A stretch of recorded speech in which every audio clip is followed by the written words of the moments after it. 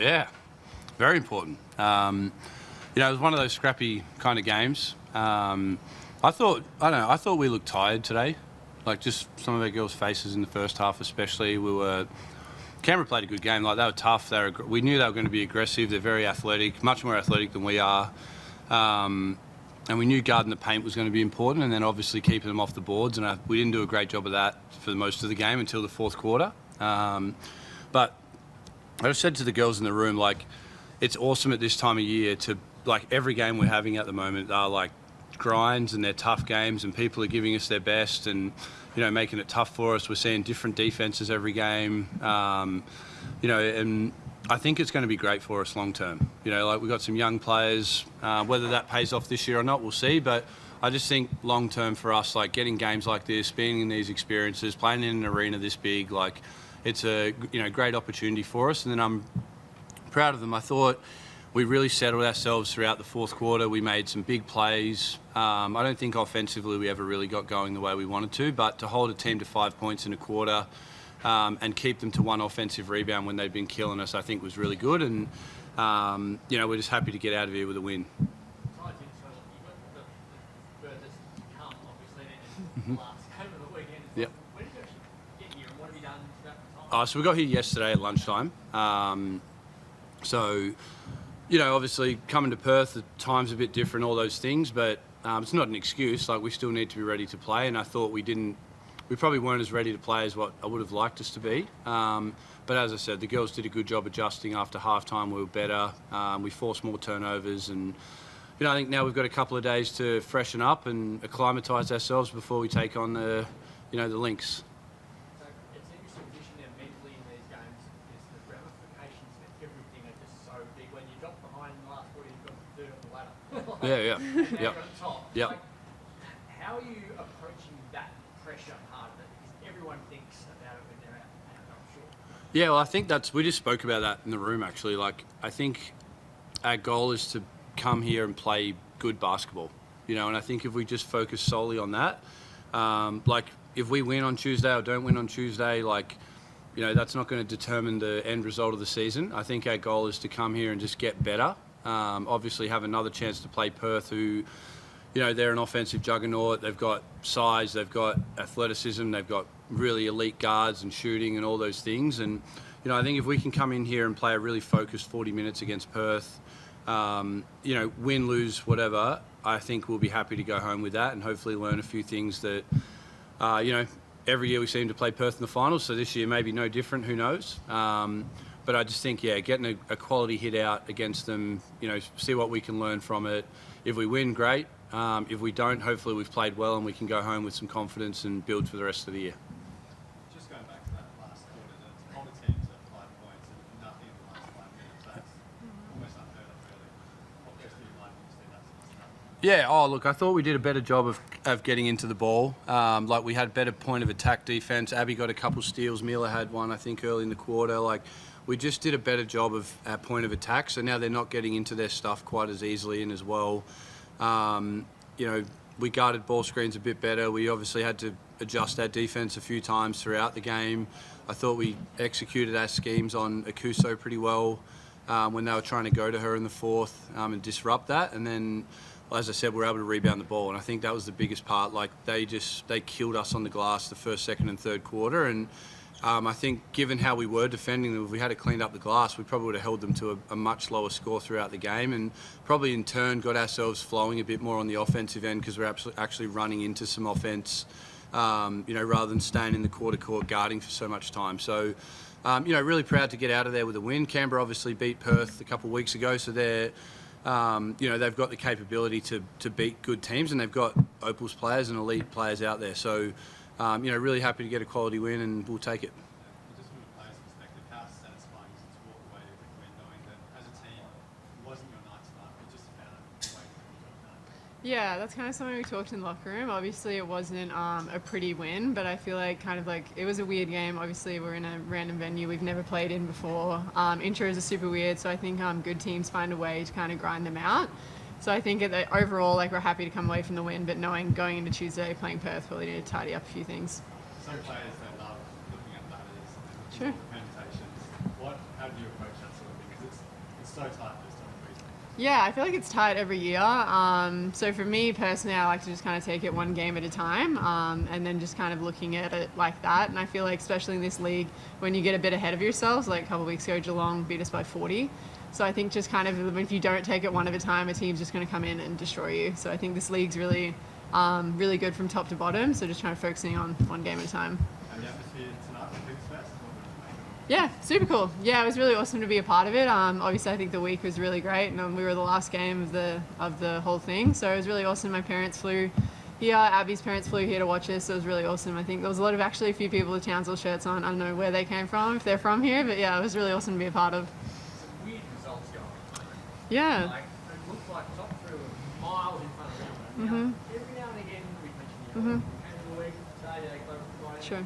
Birthday week, well, what's happened? It's all of a sudden the teams that are below are starting to jump into Asking me? That's you. Yeah, sure. Like I think it's a talented league, and I feel like you saw tonight, I feel like if you let a team kind of get confidence in the first 5 minutes, they think that they can beat anyone. And I feel like that happened against Geelong. I think it even happened tonight, and I feel like if you let a team feel good, like we said, there's like 2 or 3 Opals players on that team, so obviously they're going to play good basketball. And I feel like that's from 1 through 8 in the league. It's like anytime, any night, like players can just play super well. So you kind of got to go into every game preparing like it's a championship.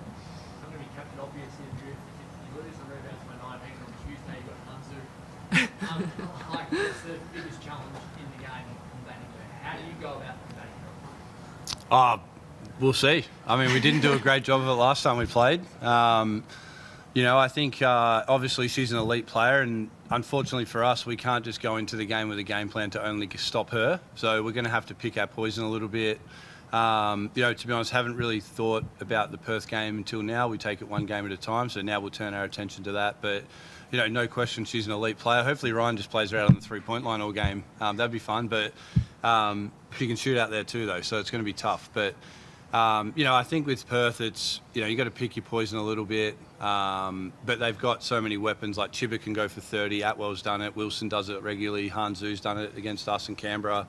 And then Annalie Maley's in MVP sort of type form. So it's, they're definitely a tough cover. But, as I said, hopefully we can go in and have a plan and we can stick to it, execute well. Hopefully we shoot a little bit better than we did today and move the ball a bit better, and we'll see how we go. Coach, you mentioned earlier the inside being a big of your attention going Yep. into this game. How is that different from the last time you faced, or the last 2 times you faced this team?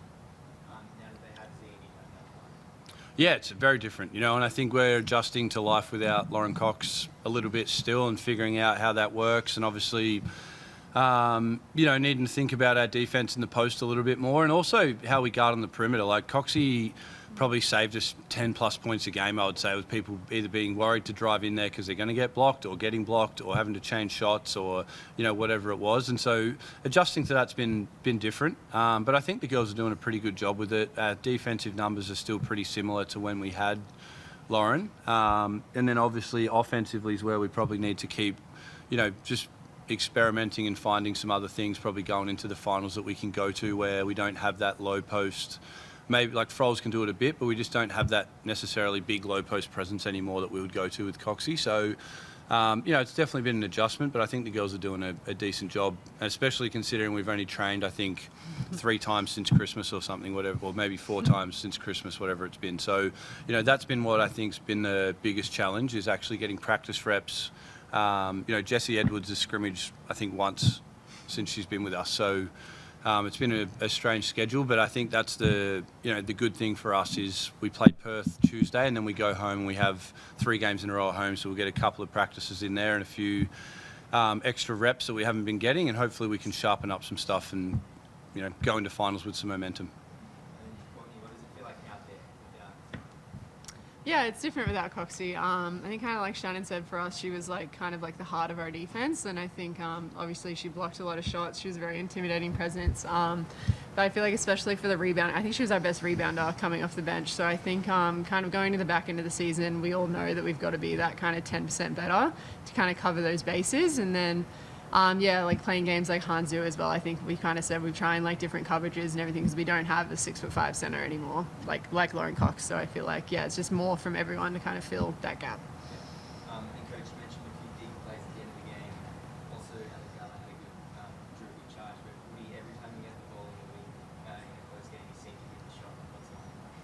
Oh yeah, sure. Yeah, I think especially the threes. Like, I think the last couple of weeks, like, there's some games where I don't attempt any, and I obviously shoot like hundreds throughout the week, and it's kind of a good part of my game. So I'm trying to just like be a bit more consistent with getting them up, and then obviously, I think Potch went under the screen, so it was a pretty open three. But yeah, it felt good. Yeah, so it's been good.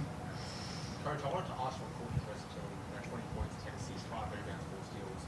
What's it good having you out there making the game so many ways?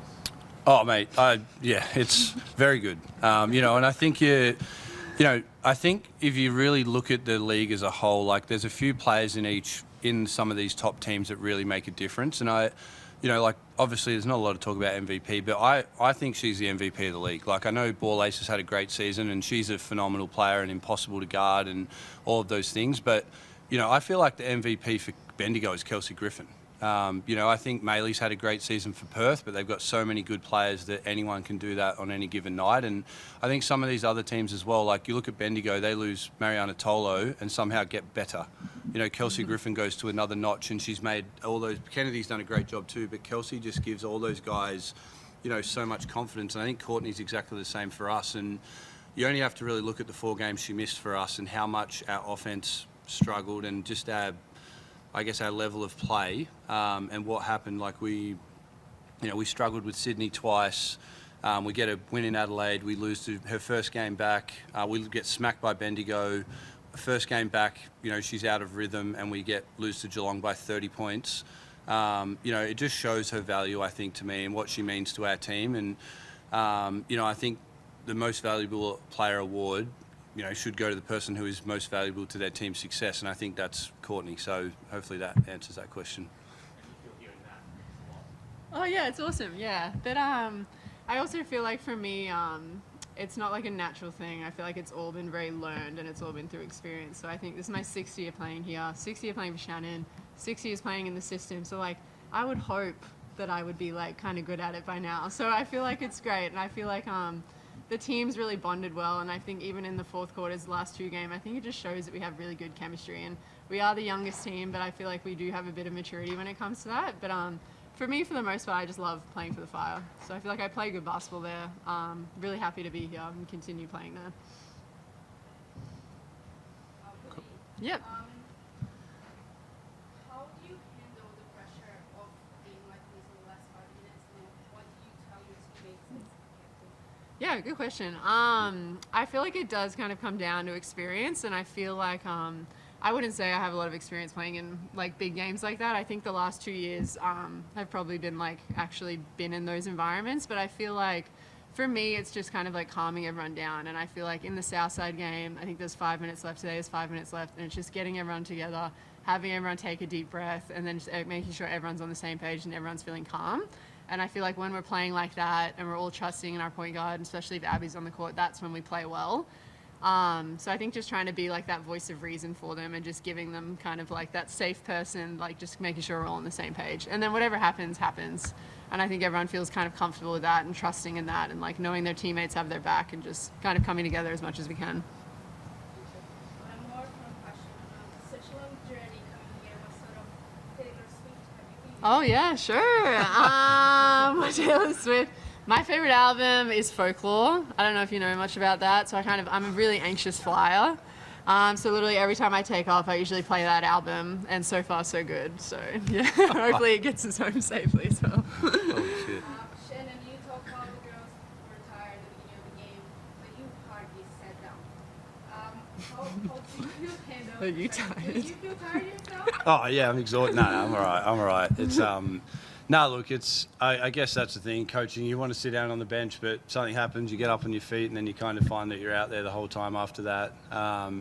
In some games you can sit back and observe a bit more, and I felt like today they probably needed to hear me a little bit more on the sideline, whether that's just honestly simply telling them that they're okay after a mistake, or, trying to call some more plays for the point guards and things as the ball goes where we think it needs to go in those moments, and especially down the stretch. But I don't really think about that, to be honest. I just I plan on sitting down at the jump ball, and then at some point you jump up, and then you're sort of up there. So yeah.